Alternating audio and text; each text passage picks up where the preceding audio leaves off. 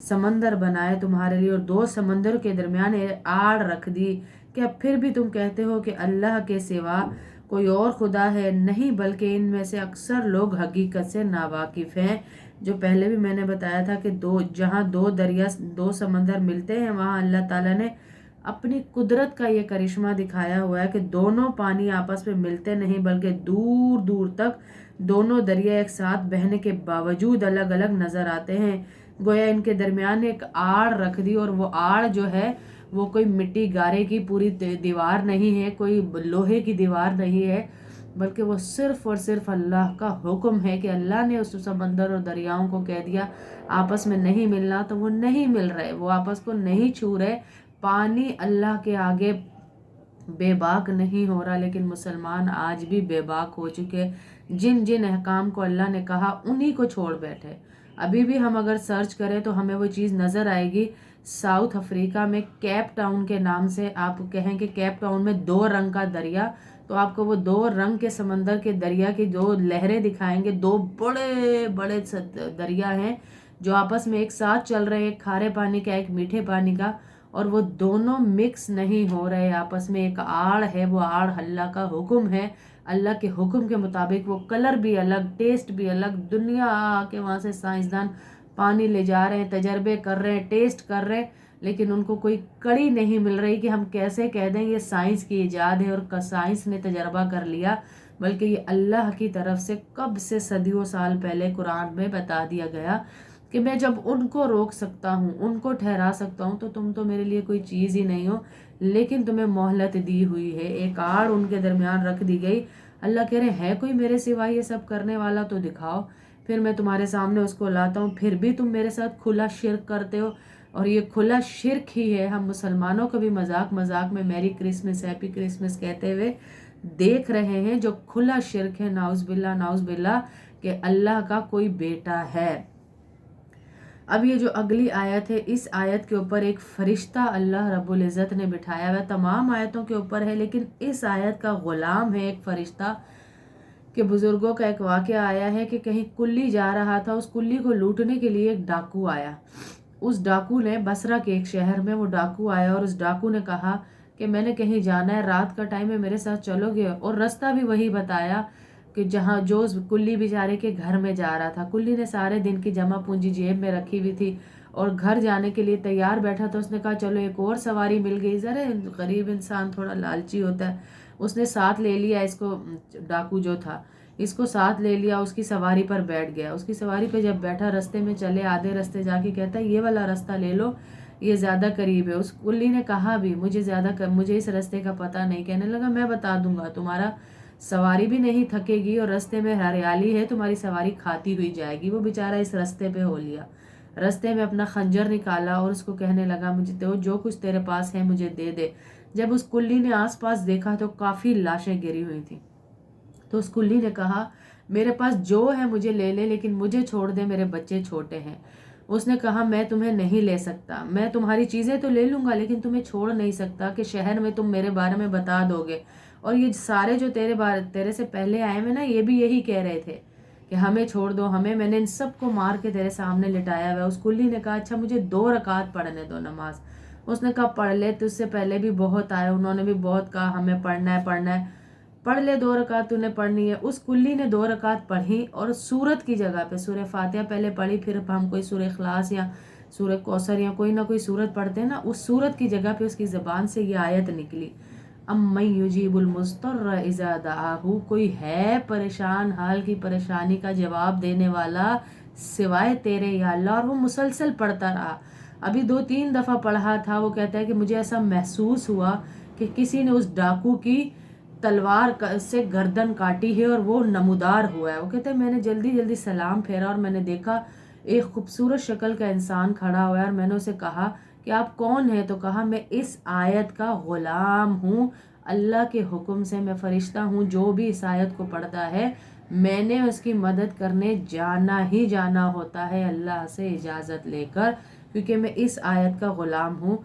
तो उसने फिर बताया कि आप जब ये पढ़ रहे थे तो मैं यहाँ आया और इसको मारा, मैं एक फरिश्ता हूँ, इंसान नहीं हूँ जो आपकी मदद के लिए आया। तो इस आयत को किसी भी परेशानी के लिए पढ़ा जाए تو اللہ پاک ہماری پریشانیوں کا جواب دیتے ہیں۔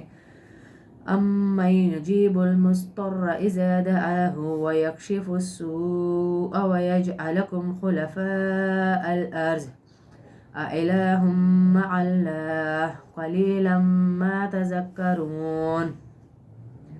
بھلا وہ کون ہے جب کوئی بے قرار اسے پکارتا ہے، یہ صرف پریشان نہیں کہا، بے قرار جب کوئی دکھ حد سے زیادہ بڑھ جاتا ہے نا، جب ہم کہتے ہیں یا اللہ اب میری بس ہو گئی ہے، اب اولاد نے، اب شوہر نے، اب گھر والوں نے، اب خرچوں نے میری بس کر دی ہے یا اللہ، اب میں بس تھک گئی ہوں، تو اس وقت اللہ رب العزت یہاں پر کہتے ہیں کہ بے قراری میں اس نے مجھے پکارا ہے تو وہ اس کی دعا قبول کرتا ہے اور تکلیف دور کر دیتا ہے، اور جو تمہیں زمین کا خلیفہ بناتا ہے۔ کیا پھر بھی تم کہتے ہو کہ اللہ کے ساتھ کوئی خدا ہے؟ انہیں بلکہ تم بہت کم نصیحت کرتے ہو۔ کہا کہ اللہ تمہاری دعائیں سنتا ہے، بے قراری میں تمہیں جواب دیتا ہے جبکہ تمہیں کوئی جواب نہیں دے سکتا، وہ تمہاری ایک ایک دعا کو سنتا ہے، قبول کرتا ہے، لیکن تم پھر بھی ایسے ہو کہ اللہ کے ساتھ شریک کرتے ہو اور اللہ کو کبھی بیٹیاں بناتے ہو، کبھی بیٹے بناتے ہو، اور اللہ نے حدیث قدسی میں کہا مجھ سے زیادہ صبر کرنے والا کوئی نہیں کہ کفار میری بیٹیاں بیٹے بناتے، میں پھر بھی انہیں روزیاں بھی دیتا ہوں، میں پھر بھی انہیں رزق بھی دیتا ہوں، اولادیں بھی دیتا ہوں، سب کچھ دیتا ہوں کیونکہ میرے اندر بہت صبر ہے۔ أَمَّن يَهْدِيكُمْ فِي ظُلُمَاتِ الْبَرِّ وَالْبَحْرِ وَمَن يُرْسِلُ الرِّيَاحَ بُشْرًا بَيْنَ يَدَيْ رَحْمَتِهِ أَإِلَٰهٌ مَّعَ اللَّهِ تَعَالَى اللَّهُ عَمَّا يُشْرِكُونَ۔ بھلا وہ کون ہے جو خشکی اور سمندر کے اندھیروں میں تمہیں راستہ دکھاتا ہے، اور جو اپنی رحمت کی بارش سے ہوائیں بھیجتا ہے، جو تمہیں بارش کی خوشخبری دیتی ہے؟ کیا پھر بھی تم کہتے ہو کہ اللہ کے ساتھ کوئی شریک ہے؟ کہا پھر بھی تم یہی کہو گے کہ اللہ کے ساتھ کوئی شریک ہے؟ نہیں، بلکہ اللہ اس شریک سے بالا تر اور برتر ہے۔ اللہ تمام شریکوں سے بالا تر ہے جس کا ارتکاب یہ لوگ کر رہے ہیں۔ أَمَّن يَبْدَأُ الْخَلْقَ ثُمَّ يُعِيدُهُ وَمَن يَرْزُقُكُم مِّنَ السَّمَاءِ وَالْأَرْضِ أَإِلَٰهٌ مَّعَ اللَّهِ قُلْ هَاتُوا بُرْهَانَكُمْ إِن كُنتُمْ صَادِقِينَ۔ بھلا وہ کون ہے جس نے ساری مخلوق کو پہلی بار پیدا کیا، پھر وہ اس کو دوبارہ پیدا کرے گا، اور جو تمہیں آسمان اور زمین میں سے رزق دیتا؟ اللہ کہہ رہا ہے میرے سامنے، میرے بغیر کوئی تو لے آؤ سامنے، بتا دو مجھے، دکھا دو مجھے۔ اور کیا پھر بھی تم کہتے ہو کہ اللہ کے ساتھ کوئی اور خدا ہے؟ کہو لاؤ اپنی کوئی دلیل اگر تم سچے ہو۔ قُل لَا يَعْلَمُ مَن فِي السَّمَاوَاتِ وَالْأَرْضِ الْغَيْبَ إِلَّا اللَّهُ وَمَا يَشْعُرُونَ أَيَّانَ يُبْعَثُونَ۔ کہہ دو کہ اللہ کے سوا آسمان اور زمین میں کسی کو غیب کا علم نہیں، اور لوگوں کو یہ بھی پتہ نہیں کہ اب انہیں کب دوبارہ زندہ کیا جائے گا۔ کہ اللہ کے سوا کسی کو نہیں پتا کہ عالم الغیب کی خبریں کیا ہیں۔ پہلے بھی ہم نے کہا تھا کہ جب انسان کسی بھی غیب کی خبر جاننے کے لیے کسی پامسٹ کے پاس جاتا ہے، 40 دن کی اس کی نمازیں قبول نہیں ہوتی، اور یہ بہت بڑا شرک کرتا ہے کہ اللہ کے سوا کسی کے پاس جاتا ہے۔ بل ادارک علمہم فی الآخرہ بل ہم فی شک منہا بل ہم منہا عمون۔ بلکہ آخرت کے بارے میں ان کافروں کا علم بے بس ہو کر رہ گیا ہے، بلکہ وہ اس کے بارے میں شک میں مبتلا ہیں، بلکہ اس سے اوندھے ہو چکے ہیں۔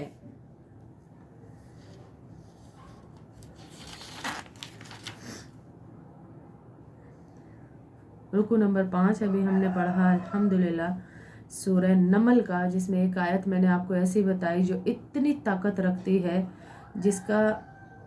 جس کے اوپر ایک فرشتہ ہے، غلام ہے، جو ہماری مدد کے لیے لازمی آتا ہے۔ سوچے ایک آیت کا ہم نے ابھی تھوڑا سا راز کھولا ہے تو ہمیں اتنی برکتیں نظر آئیں، تو پورے قرآن میں کیا کیا ہوگا ہے؟ پورے قرآن میں اللہ نے کتنی برکتیں رکھی ہوں گی۔ جس گھر میں پورا قرآن پڑھا جائے گا تو مطلب وہاں تو پھر خزانے ہی کھل گئے نا اللہ کے، ہیں وہاں تو اللہ نے در ہی کھول دیے سارے کے سارے، وہاں تو برکتیں ہی برکتیں ہمیں ملیں گی، رحمتیں ہی رحمتیں ملیں گی۔